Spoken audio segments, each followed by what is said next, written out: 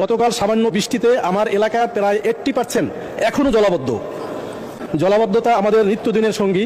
আমার এলাকার রাস্তাঘাটগুলো ভাঙ্গাচুরা, ড্রেনেজ ব্যবস্থাটা অত্যন্ত অপরিকল্পিত। আমার এলাকায় যে খালগুলো রয়েছে দীর্ঘদিন পর্যন্ত এই খাল খননের কথা আমরা শুনে যাচ্ছি, কিন্তু এ পর্যন্ত এই খাল পুনঃখনন হচ্ছে না এবং 80% লোক হচ্ছে শ্রমিক বা তাদের চিকিৎসার জন্য কোনো হাসপাতালের ব্যবস্থা নেই। সৈয়দ জয়নুল আবেদিন, মাননীয় সদস্য, ঢাকা 4।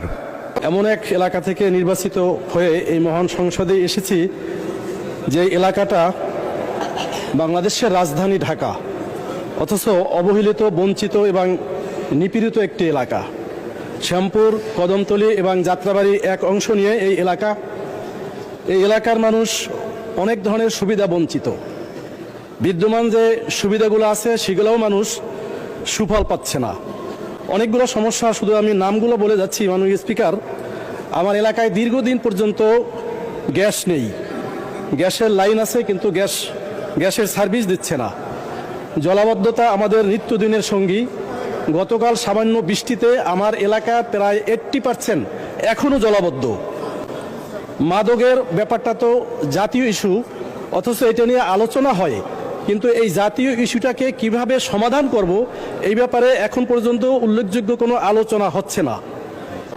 আমার এলাকার রাস্তাঘাটগুলো ভাঙ্গাচুরা, ড্রেনেজ ব্যবস্থাটা অত্যন্ত অপরিকল্পিত। আমার এলাকায় যে খালগুলো রয়েছে দীর্ঘদিন পর্যন্ত এই খাল খননের কথা আমরা শুনে যাচ্ছি, কিন্তু এ পর্যন্ত এই খাল পুনঃখনন হচ্ছে না। এর একটা কারণ আমাদের মাননীয় স্থানীয় সরকার মন্ত্রী মহোদয় হয়তোবা জানেন যে জিয়া সরণি যে খালটা, এইটা জিয়াউর রহমানের নামের হওয়ার কারণে দীর্ঘদিন পর্যন্ত বরাদ্দ হয়, বাজেট হয়, বাট এই খাল খনন হচ্ছে না।